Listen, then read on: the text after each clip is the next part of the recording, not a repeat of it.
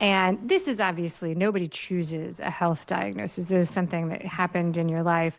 Tell us about the diagnosis, and then let's talk a little bit about, the struggle and the decisions as you adapted to what was then your new normal.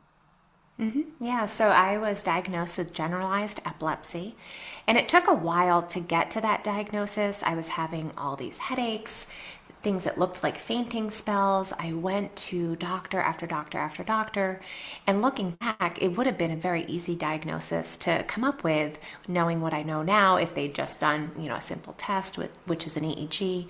But I had so many healthcare practitioners tell me, oh, it's in your head, which it was, ironically, but not Yes. in the way that they were implying. And, so they sent me to therapy. I went to therapy, but which is fine, and I'm a big advocate of therapy and think everyone should do it. However, I was really missed, and I think a lot of it was because I was a young woman and not taken seriously. And so when I finally got the diagnosis, there was some relief, but there had been a lot of agita on my part leading up to it. I didn't trust these medical personnel that I had spent my time admiring, and I had them on such a pedestal. And then I had frequent hospitalizations as a result. And, a group of doctors would come into my room and not even address me by name, but only, my medical record number, and not, Wow. talk to me and see how things are going with me. And then even after that, there was a little bit of relief with the diagnosis, but it did change my life pretty significantly.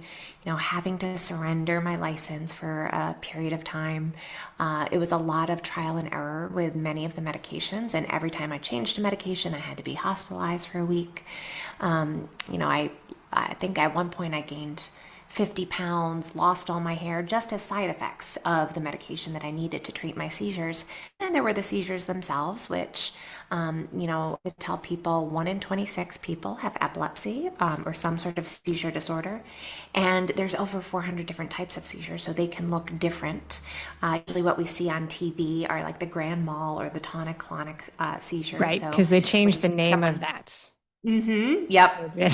And so when you see someone kind of on the floor, those are the most dramatic ones. I have had those. And those can be scary for other people to witness. I don't know because I'm very much out of it when it happens, but my loved ones, tell me after the fact. And then there's other ones that like an absence is more of just like you kind of look like you go blank a little bit for some Yeah. people, or I might just have jerks here and there. So it really runs the gamut. So it took a while to get, to the diagnosis, then to get to the right medications.